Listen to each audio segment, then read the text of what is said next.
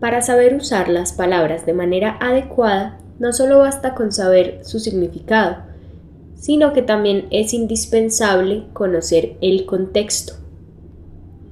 El contexto es el entorno lingüístico del cual depende el sentido y el valor de una palabra, frase o fragmento considerados. Es decir, que todos los sentidos o todos los significados van a depender del lugar donde están las palabras dentro de la oración. Si buscamos en el diccionario una palabra, nos aparecen varios significados. ¿Cómo sabemos entonces cuál es el significado que necesitamos? Lo que debemos hacer es tomar la palabra y ubicarla en un contexto, es decir, en una situación, entre otras palabras. Algunas veces el contexto se convierte en un marco de referencia que me da el significado de una palabra. Entonces, yo puedo conocer el significado de una palabra solamente leyendo el texto en el que está, sin ni siquiera tener que buscarla en el diccionario, pero no siempre ocurre así. Dependiendo de los contextos, las palabras pueden adquirir muchas variantes en su significado. Veamos los ejemplos. Aunque fuera de 2 pisos, este edificio no tenía ventanas, solo la puerta de entrada, algo más abajo del nivel de la calle, y una fachada ciega de revoque descolorido.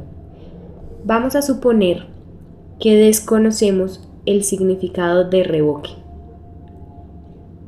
Si yo me ubico en el contexto, estamos hablando de un edificio de 2 pisos que no tiene ventanas, que tiene una puerta y que tiene una fachada descolorida, de revoque descolorido. Es decir, que yo puedo suponer que estamos hablando de la pared o que estamos hablando de lo que estamos viendo de la fachada.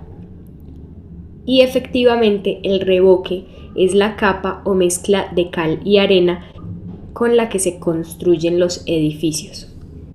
En este otro ejemplo, también de Robert Louis Stevenson, del caso del Dr. Jekyll y Mr. Hyde, dice: hay 3 ventanas en el piso superior que dan al patio, ninguna en la primera planta.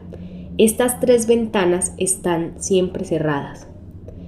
Si yo busco en el diccionario la palabra planta, me van a aparecer, por ejemplo, en la Real Academia de la Lengua, 16 significados. Entre ellos voy a decir algunos. Dice: planta inferior del pie, vegetal, árbol u hortaliza, diseño de fábrica, proyecto, cada uno de los pisos de un edificio, fábrica central de energía, planta que determina los empleados de una oficina. ¿Cómo puedo saber yo cuál de los significados es el que necesito para entender este texto? El contexto es lo que me va a dar el significado. Dice: hay 3 ventanas en el piso superior, es decir, que estamos hablando de edificios, estamos hablando de pisos. Por lo tanto, este contexto determina el significado de planta, que en este caso sería cada uno de los pisos de un edificio. Hay varios tipos de contexto. Uno de ellos es el contexto semántico. Es cuando una palabra define su significado con respecto a las otras palabras que lo acompañan. En este caso, podemos deducir, según el contexto, que no se está hablando de un árbol o que no se está hablando de un piso de un edificio, sino que se está hablando la planta del pie, porque lo dice en el contexto. Otro tipo es el contexto físico. Una palabra adquiere un sentido dependiendo del lugar donde se encuentra.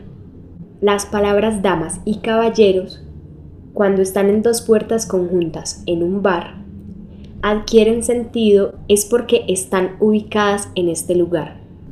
Si yo tengo estas palabras de manera independiente, no necesariamente voy a entender que se está hablando de un baño. Otro tipo de contexto es el contexto situacional, donde el significado depende de la ubicación que el hablante tiene en el tiempo y el espacio.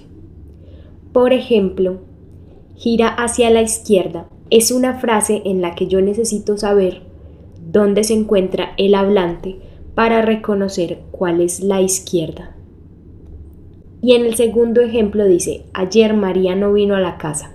En este caso, también tengo que conocer en qué fecha se encuentra el hablante en este caso para saber de qué día estamos hablando cuando nos referimos a ayer. El contexto sociocultural es cuando los significados dependen de los condicionamientos culturales y sociales. Por ejemplo, el horizonte en Occidente y el horizonte en Oriente. Para la cultura occidental, por ejemplo, en una película de Chaplin, cuando Chaplin se pierde en el horizonte, esta imagen adquiere un sentido esperanzador. Por el contrario, cuando en una película oriental se muestra el horizonte, no se está mostrando en un sentido esperanzador, sino por el contrario, se está hablando de muerte o se está hablando de desesperanza.